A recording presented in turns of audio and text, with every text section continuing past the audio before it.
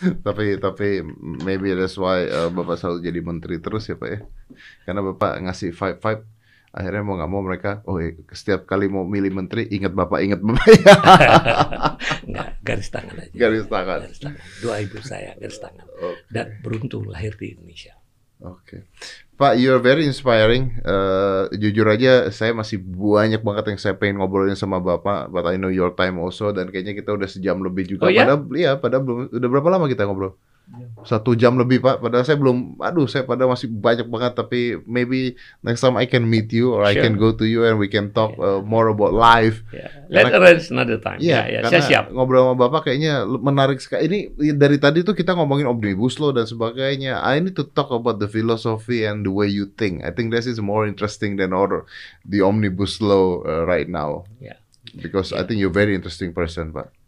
Terakhir sebelum tutup, Dedi, itu tentang omnibus law ya. Saya ingin sampaikan pesan kepada seluruh audiens itu bahwa niat pemerintah adalah ini ijtihad pemerintah untuk mengatasi masalah yang luar biasa berat nih.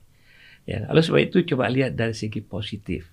Ada undang-undang kelemahan iya, tapi jangan gara-gara ini kemudian kita Ya, dibesarkan ya, tapi kan begitu Pak. Kalau misalnya ada kebaikan 1000, ada kesalahan kesalahan satu itu kan SJW nanti SJW ngebelain ini pemerintah nanti udahlah itu memang mereka ya bicara aja, tapi mereka kadang-kadang baca juga enggak sebenarnya gitu Pak. Udah zamannya sekarang udah gitu ya tadi kita bilang Pak. Tapi itu ya, mungkin memberikan pemerintah waktu untuk menunjukkan niat baiknya, karena tadi Pak Sofyan Jalil mengatakan bahwa memang ini pil pahit, dan pil pahit biasanya ditelan ya untuk kedepannya gitu, dan ada kelemahannya memang pasti ada gitu ya. Yang pil pahit itu pun sebenarnya persepsi pil pahit, karena kalau kita lihat misalnya siapa yang dirugikan, ya. Kalau dirugikan misalnya tadi kalau sebelumnya banyak sekali kesempatan untuk terjadi abuse, sekarang dibereskan. Ya, orang-orang yang menggunakan yang bisa ini memang dirugikan gitu misalnya.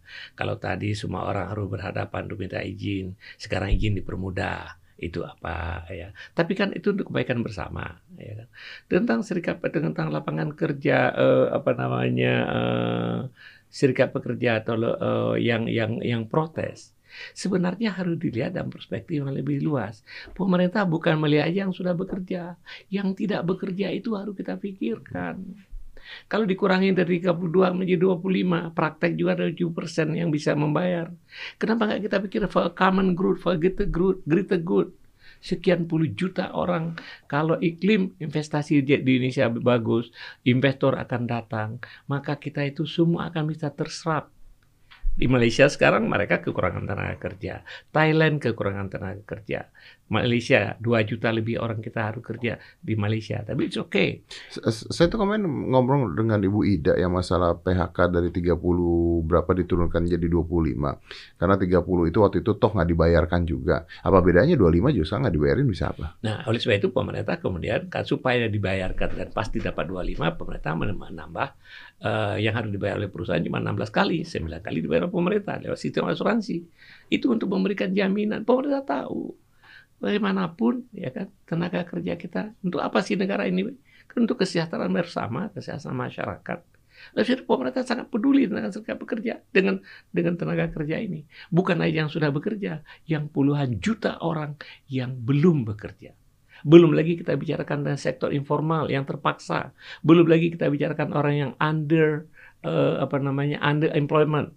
Jadi kerjanya mencadangkan definisi tenaga kerja kan sangat loose.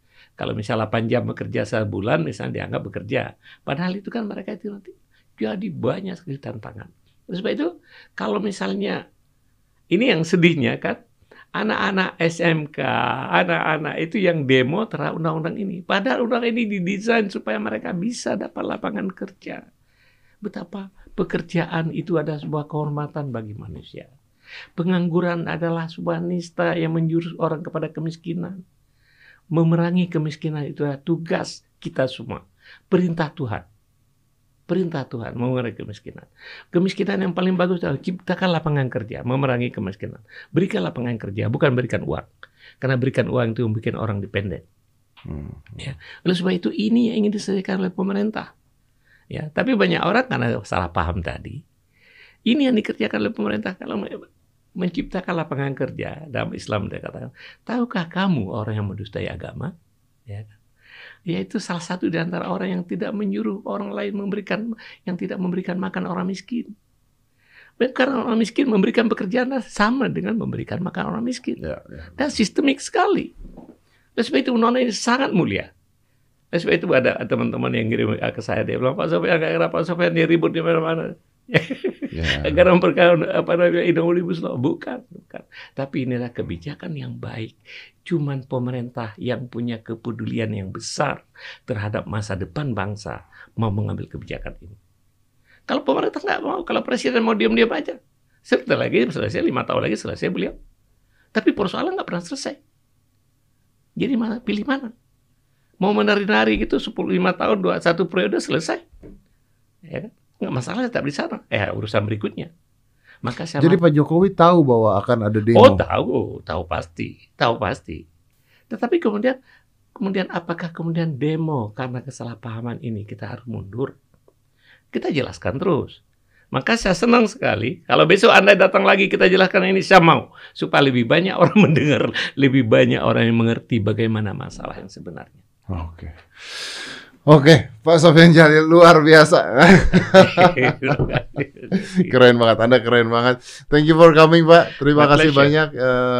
Kita harusnya punya tambahan banyak waktu nih abis ini. Nanti kita janjian lagi, Pak ya.